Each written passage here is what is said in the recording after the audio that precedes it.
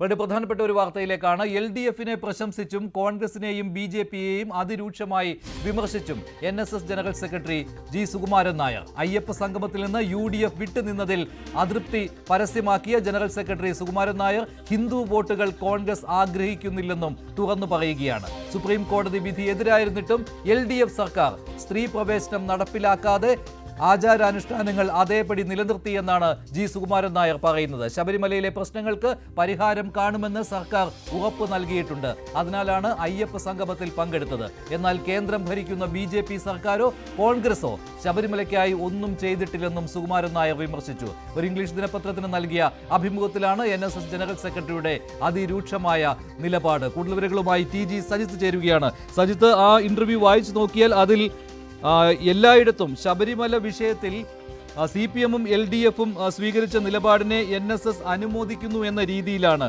അതായത് വേണമെങ്കിൽ സുപ്രീം കോടതി വിധി അനുസരിച്ച് ഇപ്പോഴും സ്ത്രീ പ്രവേശനം അവിടെ നടത്തുവാനായിട്ട് സർക്കാരിന് കഴിയും, പക്ഷേ സർക്കാർ അതിന് മുതിർന്നിട്ടില്ല എന്നാണ്. പക്ഷേ ഈ വിധി വന്ന സമയത്ത് NSS അതിരൂക്ഷമായി സർക്കാരിനെതിരെ രംഗത്ത് വന്നതാണ്. പക്ഷേ ഇപ്പോഴെന്താണ് ഇങ്ങനെയൊരു നിലപാട് മാറ്റം?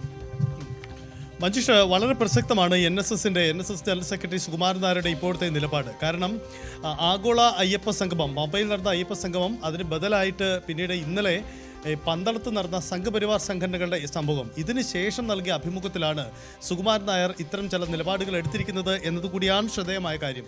അദ്ദേഹം ഇടതുമുന്നണി സർക്കാരിനെ പുകഴ്ത്തുന്നു, അല്ലെങ്കിൽ ഇക്കാര്യത്തിൽ അവർക്ക് പിന്തുണ നൽകുന്നു എന്നതാണ് ഈ അഭിമുഖത്തിൽ ഒരു പ്രധാനപ്പെട്ട കാര്യം. നമ്മൾ ഓർത്തെടുക്കേണ്ടത്, ഈ ശബരിമല യുവതീ പ്രവേശന വിവാദ കാലത്ത് സർക്കാരിനെതിരെ ഏറ്റവും ശക്തമായ നിലപാടെടുത്തിരുന്നതാണ് NSS. അതിനുശേഷം NSS ചില നിലപാടുകൾ മയപ്പെടുന്നു, അതല്ലെങ്കിൽ NSS-നെ ഒപ്പം നിർത്താൻ സർക്കാർ നീക്കങ്ങൾ നടത്തി എന്നത് നേരത്തെ തന്നെ പുറത്തു വന്ന വാർത്തകൾ. അത് സ്ഥിരീകരിക്കുന്ന നിലപാടുകൾ തന്നെയാണ് ഇപ്പോൾ സുകുമാരൻ നായർ ഈ അഭിമുഖത്തിലും സ്വീകരിച്ചിരിക്കുന്നത്.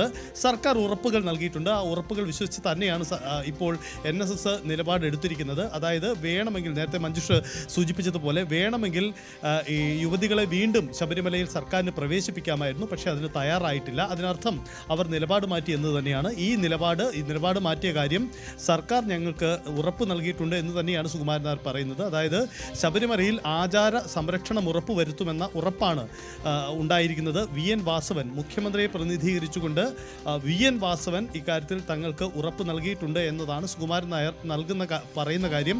ആ ഉറപ്പിന്റെ അടിസ്ഥാനത്തിലാണ് അയ്യപ്പ സംഗമത്തിലും ഇപ്പോൾ ഈ നിലപാട് സ്വീകരിക്കുന്നത് എന്നുകൂടി അദ്ദേഹം പറയുന്നു. ഇതിൽ ഇടതുമുന്നണി അദ്ദേഹം പിന്തുണയ്ക്കുന്നു എന്നതിനപ്പുറം, അല്ലെങ്കിൽ സർക്കാരിനെ വിശ്വാസത്തിലെടുക്കുന്നു എന്നതിനപ്പുറം കോൺഗ്രസിനെ കടന്നാക്രമിക്കാൻ കൂടി ഇക്കാര്യത്തിൽ സുകുമാരൻ നായർ ശ്രമിച്ചിട്ടുണ്ട് ഈ അഭിമുഖത്തിൽ എന്നതാണ് ശ്രദ്ധേയം. അതായത് കോൺഗ്രസിന് ഇക്കാര്യത്തിൽ ഒരു കൃത്യമായ നിലപാടില്ല. ആഗോള അയ്യപ്പ സംഗമത്തിൽ നിന്ന് വിട്ടുനിന്ന് രാഷ്ട്രീയ കാരണങ്ങൾ മൂലമാണ് ഈ നേരത്തെ ഉണ്ടായ യുവതീ പ്രവേശന വിവാദ കാലത്തടക്കം കോൺഗ്രസ് അടക്കം ഇതിൻ്റെ സമരത്തിനൊപ്പം ചേർന്നത് NSS രംഗത്തെത്തിയതിന് ശേഷം മാത്രമാണ്, അതിനുശേഷം മാത്രമാണ് ഉണ്ടായിരിക്കുന്നത്.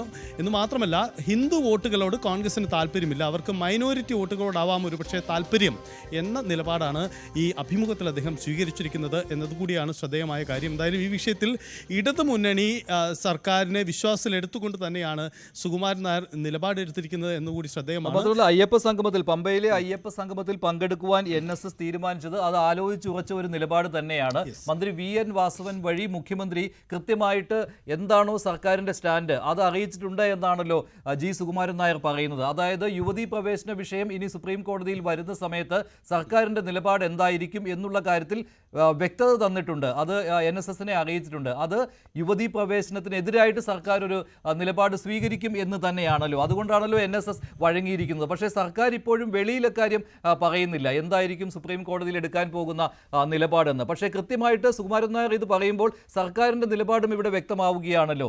ഇനി അങ്ങനെ ഒരു കടുംപിടുത്തം സർക്കാരിന് ഉണ്ടാവുകയില്ല. ശബരിമലയിൽ ആചാരാനുഷ്ഠാനങ്ങൾ പാലിക്കണമെന്ന് സർക്കാരിന് മനസ്സിലായി കഴിഞ്ഞിട്ടുണ്ട്. അത് NSS-നെ അറിയിച്ചിട്ടുണ്ട്. അത് സുകുമാരൻ നായർ ഒരു കാര്യം കൂടി പറയുന്നുണ്ടല്ലോ, ഇത് പ്രായച്ചിത്തമായി കണക്കിലെടുക്കണോ എന്ന് ചോദിച്ചപ്പോൾ അദ്ദേഹം പറയുന്നത് പഴയ ഒരു തെറ്റ് തിരുത്തുന്നത് അത് ആ രീതിയിൽ കാണേണ്ടതില്ല, പക്ഷേ അതൊരു അഭിനന്ദനാർഹമായ ഒരു നിലപാടാണെന്ന്. അതെ, മഞ്ജുഷ്, എനിക്ക് ഓർത്തെടുക്കാനാവുന്നത് മഞ്ജുഷ് തന്നെ വി എൻ വാസവൻ നൽകിയ അഭിമുഖത്തിലാണ് ഇത് സംബന്ധിച്ച ചോദ്യത്തോട് NSSന് എന്തെങ്കിലും ഉറപ്പുകൾ നൽകിയിട്ടുണ്ടോ എന്ന ചോദ്യത്തിന് അദ്ദേഹം ഒഴുക്കൻ മട്ടിലാണ് മറുപടി പറഞ്ഞത്. പക്ഷേ സുകുമാരൻ നായർ ഒന്നുകൂടി വ്യക്തമാക്കി പറയുന്നു, ഉറപ്പുകൾ തങ്ങൾ ലഭിച്ചിട്ടുണ്ട്, സർക്കാരിൻ്റെ ഭാഗത്ത് നിന്ന് ഉറപ്പുകൾ ലഭിച്ചിട്ടുണ്ട്, അത് വി എൻ വാസവൻ തന്നെയാണ് ഉറപ്പ് നൽകിയെന്ന് സുകുമാരൻ നായർ പറയുന്നുണ്ട്. ആ ഉറപ്പുകൾ എങ്ങനെയാണ്? അവിടെ യുവതീ പ്രവേശനത്തിന് അനുകൂലമായ നിലപാടുകൾ എടുക്കില്ല എന്ന് തന്നെയാണ് സർക്കാർ നൽകിയിരിക്കുന്ന ഉറപ്പ്. അതെന്തായാലും സർക്കാർ തുറന്ന് പുറത്തേക്ക് പറയാൻ പോകുന്നില്ല. പക്ഷേ NSSന് ആ നിലപാട്, അതിൻ്റെ ഉറപ്പിൽ തന്നെയാണ് NSS ഒപ്പം ചേരുന്നത്. അതായത് NSSും ഇടതുമുന്നണിയും അല്ലെങ്കിൽ സർക്കാരും തമ്മിലുണ്ടായിരുന്ന ആ ഭിന്നതയ്ക്കൊരു പരിഹാരം ഉണ്ടായി, മഞ്ഞുരുക്കൽ ഉണ്ടായി. അത് ആഗോള അയ്യപ്പ സംഗമം എന്ന വിഷയത്തിൽ മാത്രമല്ല, അല്ലാതെ തന്നെ അതിന് ചില പരിഹാര നീക്കങ്ങൾ നടന്നു കഴിഞ്ഞു എന്നതുകൂടിയാണ് സുകുമാരൻ നായരുടെ വാക്കുകളുള്ളത്. അതാവാം തെരഞ്ഞെടുപ്പ് രാഷ്ട്രീയം അടക്കം പരാമർശിച്ചുകൊണ്ടുള്ള സുകുമാരൻ നായരുടെ ഈ വാക്കുകൾക്ക് കാരണം.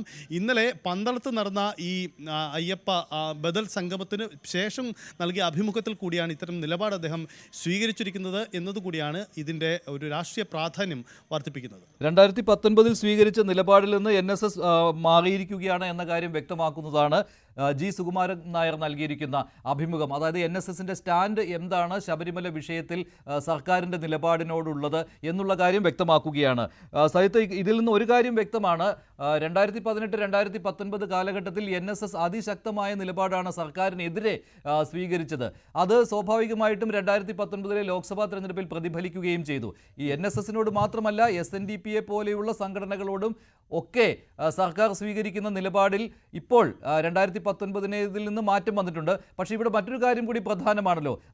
നവോത്ഥാന മൂല്യ സംരക്ഷണം എന്ന പേരിൽ കൂടെ നിർത്തിയ സംഘടനകളെ ഇനി എന്തു പറഞ്ഞുകൊണ്ട് സർക്കാരിനെ ആശ്വസിപ്പിക്കുവാൻ കഴിയും? ഇവിടെ NSS ജനറൽ സെക്രട്ടറി ഞങ്ങൾക്കിങ്ങനെ ഒരു ഉറപ്പ് നൽകിയിട്ടുണ്ട് എന്ന് പറയുമ്പോൾ KPMSനെ പോലെയുള്ള സംഘടനകളെ ഏത് രീതിയിൽ സർക്കാരിന് ഇനി പറഞ്ഞ് ആശ്വസിപ്പിക്കാൻ കഴിയും? അവർ ഇങ്ങനെ ഈ യുവതീ പ്രവേശനത്തിന് എതിരായിട്ട് സർക്കാർ നിലപാട് സ്വീകരിക്കാൻ പോവുകയാണ് എന്ന് അറിഞ്ഞപ്പോൾ മുതൽ രംഗത്തെത്തിയതാണ്. അത് ശരിയല്ല, നവോത്ഥാന മൂല്യ സംരക്ഷണത്തിനെതിരെയാണ് സർക്കാർ നിലപാടെടുക്കാൻ പോകുന്നത് എന്ന്.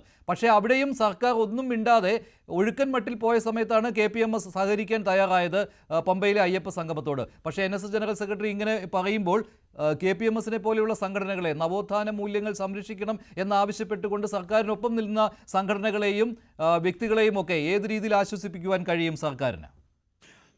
മഞ്ജുഷ്, ഇതിൽ എല്ലാ കക്ഷികൾക്കും വിഷയം രാഷ്ട്രീയമാണ്, അത് വ്യക്തമാണ്. കാരണം തെരഞ്ഞെടുപ്പ് അടുത്തിരിക്കുന്നു, തെരഞ്ഞെടുപ്പിൽ പിന്തുണകൾ വേണം. അതിൽ പ്രബല ഗ്രൂപ്പുകളുടെ പിന്തുണ തേടാനുള്ള ശ്രമങ്ങൾ പല രീതിയിൽ നടക്കുന്നു.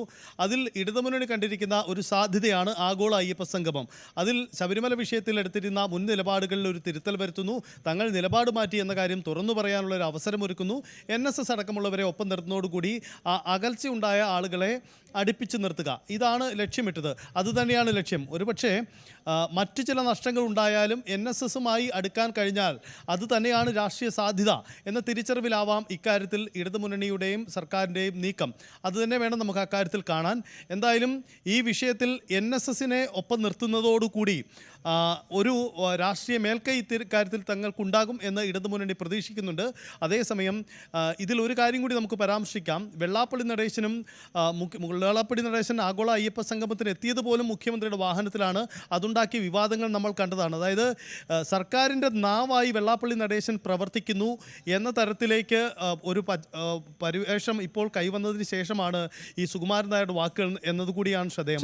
പ്രധാനപ്പെട്ട കാര്യമാണ്. അത് മാത്രമല്ല, NSSന് ഇങ്ങനെ ഒരു ഉറപ്പ് കൊടുത്തിട്ടുണ്ട് എന്ന് സുകുമാരൻ നായർ പറയുമ്പോൾ സ്വാഭാവികമായും SNDPക്കും അങ്ങനെ ഒരു ഉറപ്പ് നൽകിയിട്ടുണ്ട്, വെള്ളാപ്പള്ളിക്കും അങ്ങനെ ഒരു ഉറപ്പ് നൽകിയിട്ടുണ്ട്. അത് അന്ന് SNDP സ്വീകരിച്ചിരുന്ന നിലപാട് സർക്കാരിന് സുപ്രീം കോടതി വിധി നടപ്പാക്കുവാനുള്ള ബാധ്യതയുണ്ട്, പക്ഷേ ആചാരാനുഷ്ഠാനങ്ങൾ സംരക്ഷിക്കണം എന്നാണ്. രണ്ട് തരത്തിലും SNDP ഇക്കാര്യത്തിൽ നിലപാടെടുത്തിരുന്നു. ഒന്ന്, ആചാരാനുഷ്ഠാനങ്ങൾ സംരക്ഷിക്കണം, രണ്ട്, നവോത്ഥാന മൂല്യങ്ങളും സംരക്ഷിക്കണമെന്ന്. അപ്പോൾ SNDPക്കും ആ രീതിയിലുള്ള ഉറപ്പ് കിട്ടിയിട്ടുണ്ടാവും സ്വാഭാവികമായിട്ടും. ഇപ്പോൾ ശ്രീ RV ബാബു, ഹിന്ദു ഐക്യവേദി സംസ്ഥാന പ്രസിഡന്റ്, ടെലിഫോൺ ലൈവ് ചേരുകയാണ്. ശ്രീ RV ബാബു, NSSന്റെ ഈ നിലപാടിനെ എങ്ങനെ കാണുന്നു? LDF സർക്കാരിനൊപ്പം പൂർണ്ണമായിട്ടും ഒരു പിന്തുണ നൽകുന്നു എന്ന് തന്നെ ഇതിനെ വിശേഷിപ്പിക്കാൻ കഴിയും. കാരണം സ്ത്രീ പ്രവേശന വിഷയത്തിൽ, ശബരിമലയിലെ യുവതീ പ്രവേശന വിഷയത്തിൽ സർക്കാർ എടുത്തിരിക്കുന്ന നിലപാട് ശരി എന്ന് പറയുകയാണ് NSS ജനറൽ സെക്രട്ടറി. അതേസമയത്ത് തന്നെ കോൺഗ്രസിനും അതുപോലെ തന്നെ BJPക്കും ഇക്കാര്യത്തിൽ നല്ല നിലപാടില്ല, അതായത് അവരുടെ നിലപാട് ശരിയല്ല എന്നാണ് NSS ജനറൽ സെക്രട്ടറിയുടെ വാക്കുകൾ. ആഗോള അയ്യപ്പ സംഗമത്തെ സംബന്ധിച്ചുള്ള വിഷയത്തിലായിരിക്കണം. ഞാൻ ആ പ്രതികരണം കണ്ടില്ല, അദ്ദേഹത്തിന്റെ ആ ഇന്റർവ്യൂ ഞാൻ വായിച്ചില്ല. നിങ്ങൾ ഈ പറയുന്നത് അനുസരിച്ചിട്ടാണ് ഞാൻ എന്റെ പ്രതികരണം നടത്തുന്നത്. അപ്പോ ആഗോള അയ്യപ്പ സംഗമത്തിന് ബേസ് ചെയ്തിട്ടായിരിക്കണം അദ്ദേഹത്തിന്റെ ഇന്റർവ്യൂ കൊടുത്തിട്ടുണ്ടാവുക എന്നാണ് ഞാൻ